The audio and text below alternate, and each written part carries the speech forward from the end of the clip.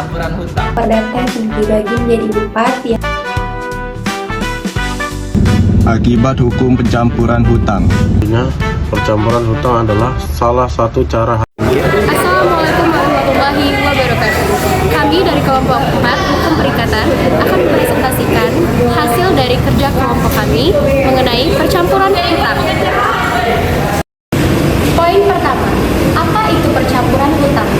Percampuran hutang adalah keadaan di mana kedudukan kreditur dan debitur pada orang yang sama, sehingga hutang itu hapus dengan sendirinya, karena tidak mungkin seseorang berpiutang kepada dirinya sendiri.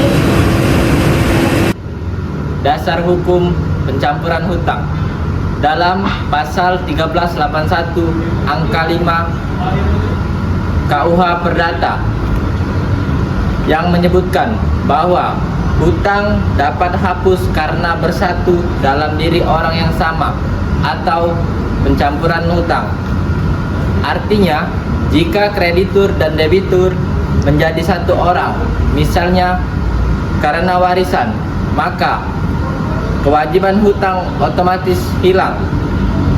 Itu adalah dasar hukum pencampuran hutang yang ada di Indonesia.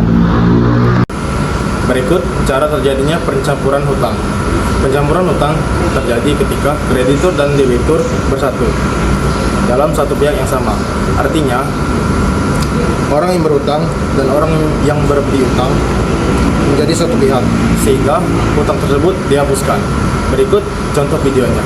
Pria ini terlihat sangat kebingungan. Kemana lagi dia harus mencari pinjaman uang sebesar 300 juta untuk biaya renovasi pembangunan perusahaannya. Ia pun terlihat selingguk mencari. Siapa tahu ada seseorang yang bisa membantunya. Dan akhirnya, pria ini bertemu dengan seorang pria. Pria itu adalah seorang CEO dan sekaligus founder perusahaan Astra International. Pria itu langsung mengungkapkan keperluannya kepada sang CEO, bahwasanya ia sedang membutuhkan pinjaman uang sebesar 300 juta rupiah untuk biaya renovasi bangunan perusahaannya, dan sang CEO pun menyetujuinya. Disinilah terjadinya perikatan antara pihak kreditur dan debitur dalam kesepakatan pinjaman uang. Tetapi, sang CEO memberikan tempo waktu yang sangat singkat, yaitu 1 bulan untuk melunasi pembayaran hutang tersebut. Lalu pihak kreditur pun dengan kesepakatan bersama menyetujuinya. Terjadinya wan prestasi, 2 bulan pun sudah berlalu. Pihak kreditur ingkar janji atau tidak memenuhi persyaratan sahnya suatu perikatan dan sekaligus melanggar kesepakatan yang sudah disepakati bersama.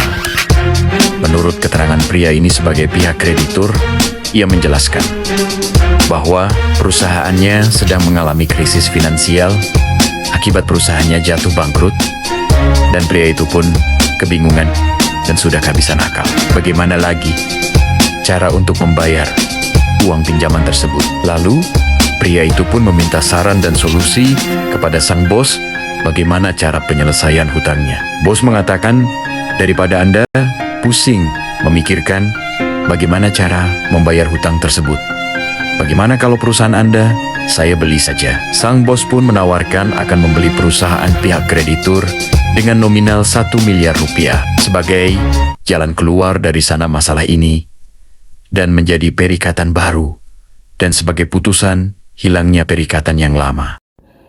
Syarat pencampuran hutang dalam KUH Perdata itu dibagi menjadi 4. Yang pertama, kreditur dan debitur menjadi satu orang.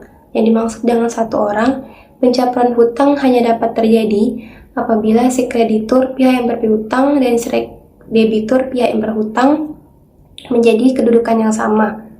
Hal ini terjadi karena adanya peristiwa hukum, contohnya seperti peralihan hak, penggabungan badan usaha, warisan. Yang kedua, itu ada perikatan atau hutang masih ada. Yang dimaksud dengan hutang masih ada, pencampuran hanya dapat terjadi bila hutang tersebut belum lunas oleh cara lain, seperti kompensasi, pelunasan hutang, pembebasan hutang, daluarsa, dan sebagainya lainnya. Yang ketiga, hubungan hukumnya sah dan jelas. Pencampuran harus timbul dari hubungan hukum yang diakui secara sah oleh KUH Perdata. Artinya, perikatan awal antara si kreditur dan debitur sah, serta proses yang membuat keduanya menyatu sah oleh hukum. Yang keempat, itu ada kedudukan sebagai kreditur atau debitur memperoleh hak. Yang dimaksud dengan diperoleh hak secara sah, pihak yang menjadi orang yang sama harus memperoleh kedudukan tersebut melalui hukum, perjanjian, keputusan hukum, dan penggabungan badan hukum.